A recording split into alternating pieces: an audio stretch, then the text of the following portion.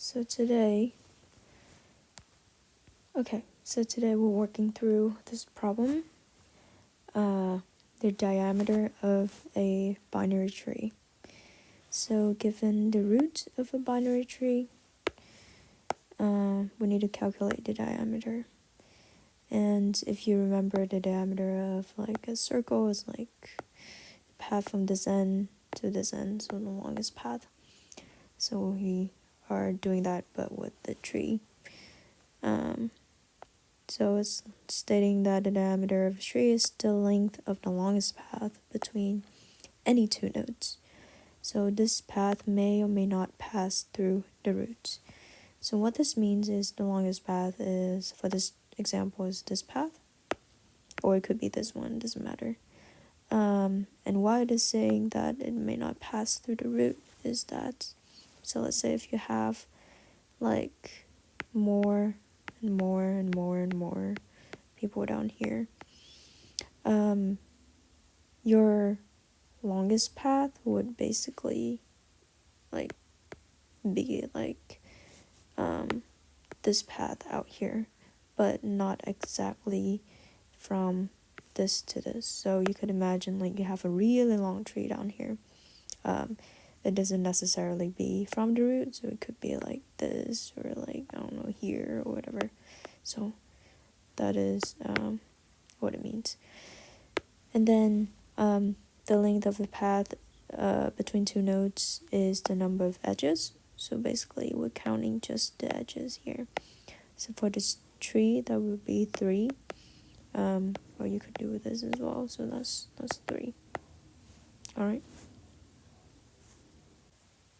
Okay, so I would like to think of this problem as a corporate tree where you have the CEO is the highest person, who they manages the CTO, who manage the dev and the intern, and then the CFO doesn't manage anybody, so it's a tiny company.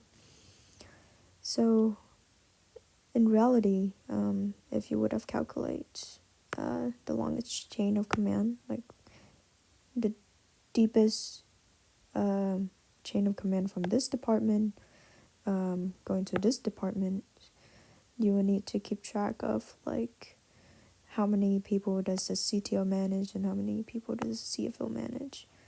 And then the CEO would be like adding, combining those two together, right? So that is a variable that we could keep track of. So let's call it like a longest chain of command. So the longest chain of command is basically how many people does my subordinates manages, not including myself. And then another variable that we need to keep track of is the personal longest chain of command. So what this would represent is on one side of the tree, or not one side of the tree, but you would only keep track of the longest chain of command from like just one path only instead of both. So for the CEO, this is the longest path. For the CTO, it is the longest path, either the dev or the intern, right? So the personal longest chain of command, I would like to think of it as like, what's the maximum amount of people that I manage, including myself? Okay, so those two are just the question that we're keeping track of. And so what we're returning really at the end is the longest chain of command in the company. So we're keeping this just because we have a tree of people, right? So that when you get to the upper level, you can add like the two side of personal chain of commands together. But the longest chain of command is like the total. Like imagine like 2 of these like adding together, you get the longest chain of command. So at the end we would return the longest chain of command only. So let's walk through like this problem and see what it looks like. So for the dev, because in dev first search we will start at the left, the bottom left of the tree first. So we would start at imagine the dev, manage no one, so that would be like 0. So the longest chain of command for the dev would be like, because they have no subordinates, so that would be 0. And for the personal, longest chain of command was the maximum people that I manage, including myself. So that would be 1, because they manage no one, so just themselves, that's 1. So same thing for the intern.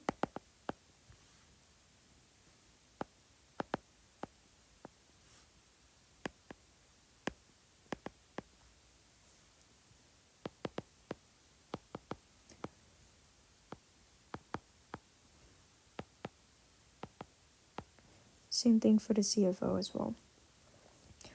Okay. So when we get to the CTO, things get a little bit more complex because we need to know what number to add up to and what do we keep track of. So for the longest chain of command, how many people does my subordinates manages? So basically these two added together, so that would be 2. And then for the personal longest chain of command, including themselves, was the max. So the max of the CTO subordinates is just 1. It doesn't matter, it's from either of these two. So 1 plus the CTO themselves, so that's 2.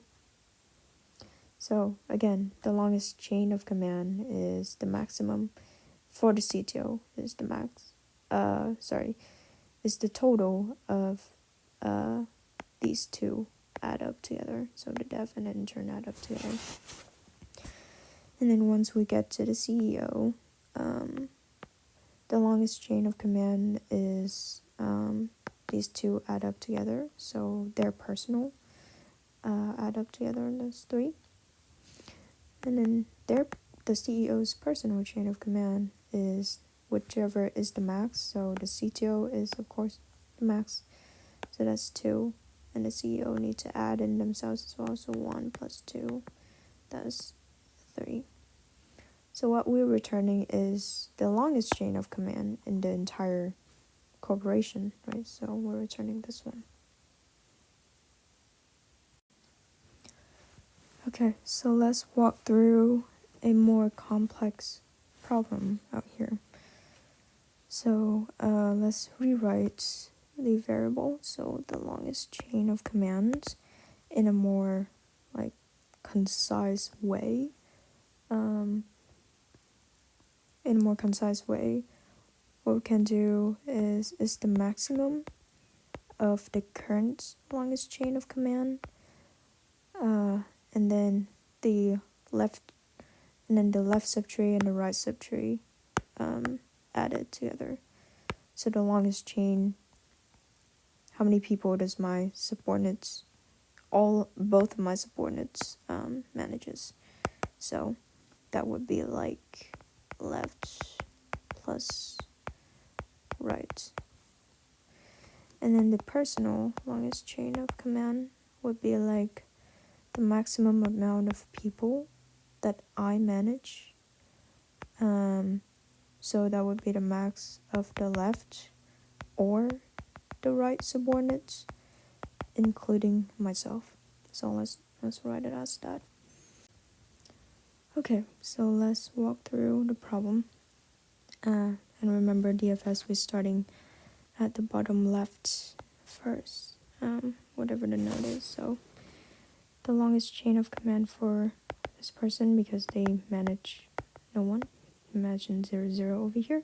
So 0 plus 0, that's 0. And so that's 0.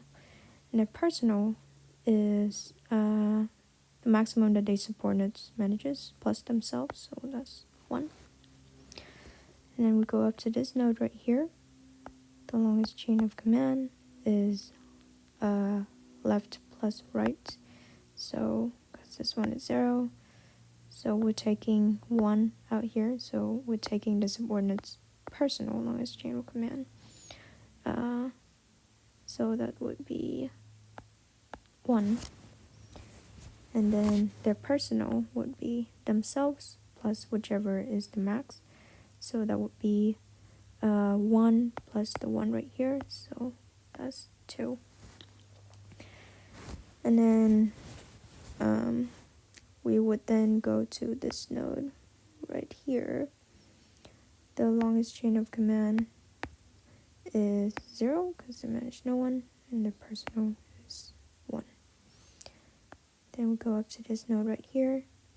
The longest chain of command, at this node the longest chain of command would be 1 because it is the max right here, since we're just taking the max. Same thing over this one. The longest chain of command is 1 because they just manage one side. There's nobody out here. And the personal is 1 plus 1 out here, so that's 2. Then we go up to this node. The longest chain of command is still 1 because the maximum is still 1 right here. And then their personal would be themselves plus the longest chain of command. Remember, the personal chain of command, or the personal longest chain of command, is this path right here, whereas the longest chain of command would combine like 2 paths. So their personal longest chain of command would be themselves plus the longest path. That would be 3. And then you would get to this node. The longest chain of command is still 1 because this person managed no one. And then personal is 1. And then you get to this node right here. The longest chain is the left plus right. So that's 3 plus 1, that's 4. And then the personal is the longest path out here, including themselves. So that's also 4. And then when you get to this one, you start combining everything together. So the longest chain of command is this path right here. So that's the maximum of the current one, which is 4, compared to 2 plus 4, that's 6. So the longest chain of command for this person is 6. And then their personal chain of command, which is like this path right here, including themselves, that would be 5. And really, because we're calculating, the longest chain of command in the entire corporate, so that would be this path we're finding. So that would essentially be this number right here.